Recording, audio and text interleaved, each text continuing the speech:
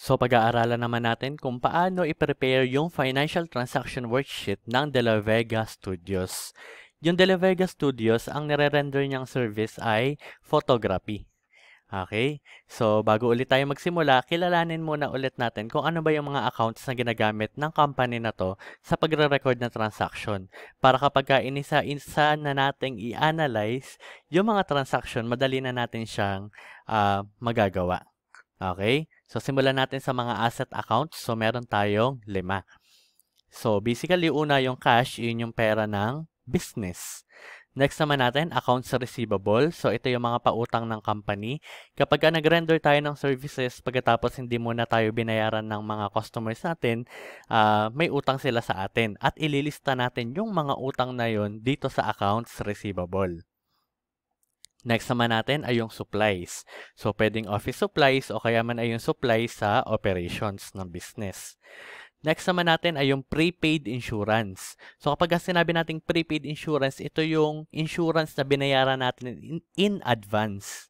Okay? So, kaya siya asset kasi hindi pa natin siya nagagamit. Next naman natin ay yung photography equipment. So, ito yung gamit sa photography. Okay? So, 5 asset account.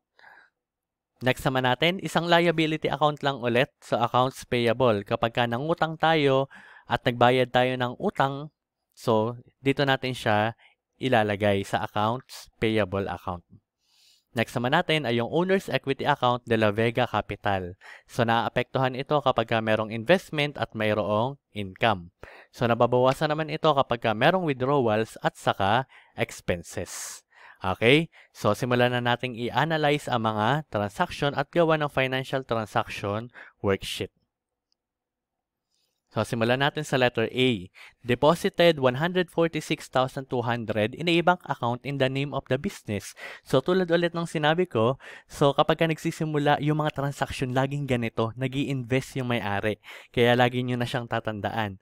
So, unang tanong ulit sa sarili, ang asset ba ay nadagdagan o nabawasan?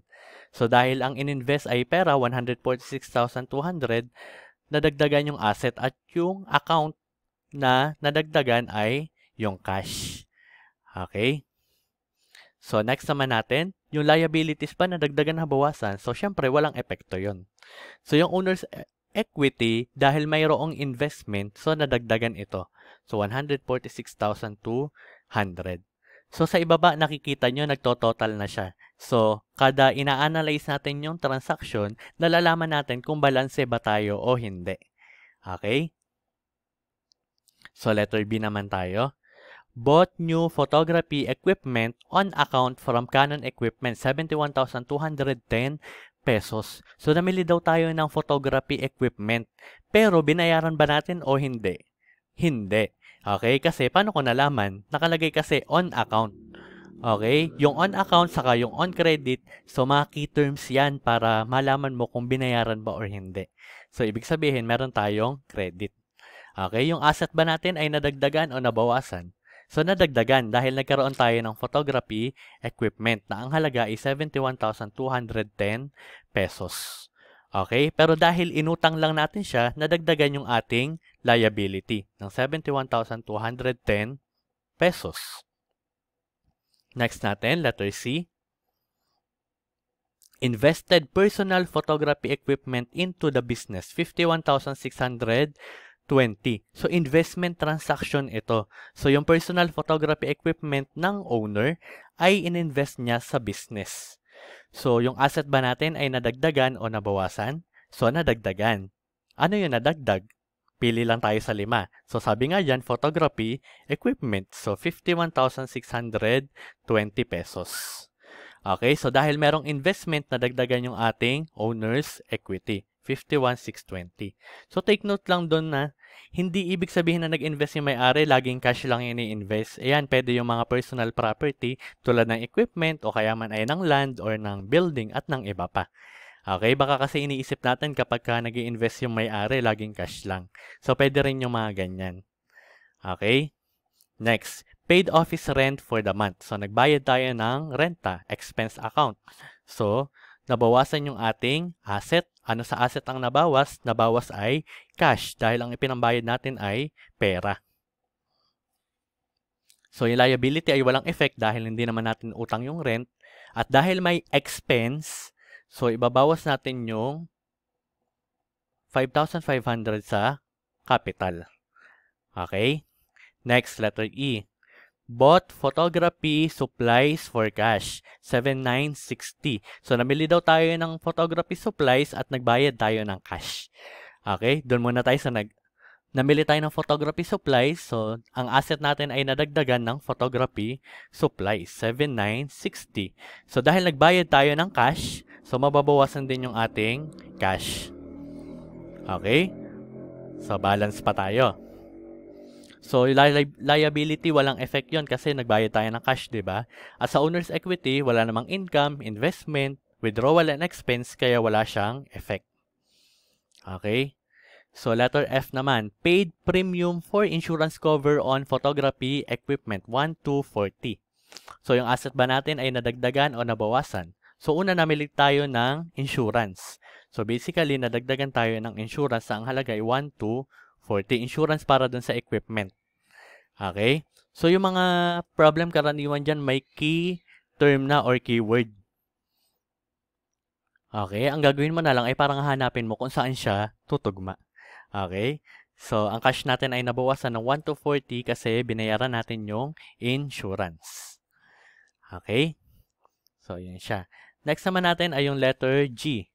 So, receive 8,960 pesos as professional fees for services render. So, nag-render or nag-perform tayo ng service tapos nagbayad si customer. So, dahil nagbayad si customer, nadagdagan yung ating asset at yung asset na nadagdagan ay yung cash, 8,960. Yan. So, yung liabilities natin walang effect dahil hindi naman tayo nagkautang at nagbayad ng utang. So, yung owner's equity ay nadagdagan dahil meron tayong income. Okay? Next, letter H. Paid salary of part-time assistant, 6,000 pesos. So, nagpasahod tayo ng employee. So, expense transaction ulit. So, ang asset ba natin ay nadagdagan o nabawasan? So, nabawasan. Anong account yung nabawasan? Yung cash. Kasi, yung cash yung pinansweldo natin dun sa empleyado. Diba? So, yung liability natin ay walang effect dahil hindi naman natin utang yun sa employee. At dahil may expense at may gastos, so mababawasan yung ating owner's equity. So, 6,000 pesos. So, next naman natin ay yung letter I. So, received and paid bill for telephone service, 640 pesos. So, sabi dyan, natanggap mo at binayaran mo yung bill para dun sa telephone service. Ang halaga ay 640 pesos. So, ang asset ba natin ay nadagdagan o nabawasan? So, ito ay nabawasan dahil ang pinambayad natin doon ay cash. So, yung liability ay walang effect dahil hindi naman tayo nagkautang at hindi tayo nagbayad ng utang dahil doon. Pero, kapag meron kasi kayong makikita sa mga problem, receive for telephone service, walang end paid. So, kapag receive lang, ibig sabihin nagkautang ka nun. Okay? Minsan kasi medyo tricky yung transaction na yon. Receive telephone service, 640 pesos. So, mag-i-establish ka ng payable doon. Pero dahil receive and paid, binayaran siya. Kaya walang effect doon sa liability. So, yung owner's equity naman natin ay nabawasan dahil meron tayong gastos. Okay? Yung telephone expense. So, basta may expense, bawas yun sa owner's equity. So, sa letter J naman, paid Canon equipment partially for the amount owed on photography equipment, 4,200. So, di ba nung letter B, tayo ay namili nung photography equipment sa Canon. Okay? Pero inutang lang natin yung 71,210. Sa letter J, nagbabayad tayo ng hulog. Okay? 4,200. So, yung asset ba natin ay nadagdagan o nabawasan? So, nabawasan. So, at yung account na nabawasan ay yung cash kasi yun yung ating pinambayad. So, minus 4,200 pesos. So, yung liability natin, yung accounts payable, ay babawasan din natin ng 4,200 dahil tayo ay nagbayad kahit partial lang. So, yung owner's equity ay walang effect dahil walang income, walang investment, wala ding withdrawal at expense. So, tuloy natin sa letter K. So, receive 15,480 pesos as professional fees for services rendered.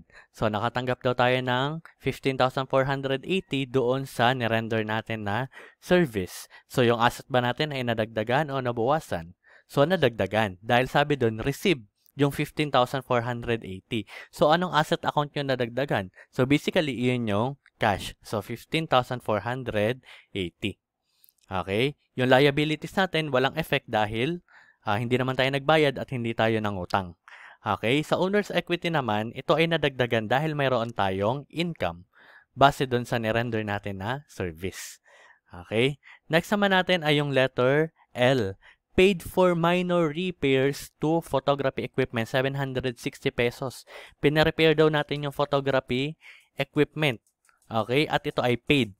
So, yung asset ba natin ay nadagdagan o nabawasan? So, nabawasan, 760 pesos. So, nilagay natin siya sa cash kasi cash yung pinambayad natin. Okay? So, yan siya. So, yung liabilities naman natin ay walang effect kasi hindi naman tayo nangutang at nagbayad ng utang base sa transaction. So, dahil meron tayong expense, repairs expense, so, babawasan natin yung owner's equity account ng 760 pesos din. Okay? Para naman sa letter M, De La Vega withdraw cash for personal use 9,600 pesos. So, lagi nagwi-withdraw yung may-ari, di ba? So, hindi siya pwedeng mawala. Kaya, laging ano lang siya. Nabawasan yung ating asset at yung asset na nabawasan ay yung cash. So, 9,600 pesos. Yung liability natin ay walang effect dahil hindi tayo nangutang at nagbayad ng utang. Yung owner's equity nabawasan dahil mayroong withdrawal. Okay? So, ayan. So, yung total per account natin, at the end of the period, merong cash yung De La Vega Studios na ang halaga ay 134,740. Yung accounts receivable naman ay 0 kasi wala namang transaction na kailangan natin gamitin yung accounts receivable. O yung mga ganitong klaseng problem, huwag kayong matataranta kapag hindi talaga siya nagamit. Kasi wala naman talagang paggagamitan base sa mga transactions eh. Okay? Kaya huwag nyong ipilit kung wala talaga. Kung 0, di 0 talaga siya. So, move on na tayo. Next naman natin ay supplies. Merong 7,960, 1,240 para sa prepaid insurance at 1,22830 para sa photography equipment. Okay, yung total asset natin, pag inad natin yung apat na yan, ang halaga ay 266,770. Double rule. Okay, wala lang peso sign kasi hindi ko siya mapo-formula kapag nilagyan ko siya ng peso sign. So, sa liability naman, meron pa tayong utang or yung De La Vega Studios may utang pa na 67,010 pesos. At merong owner's equity or capital na 199,760 pesos.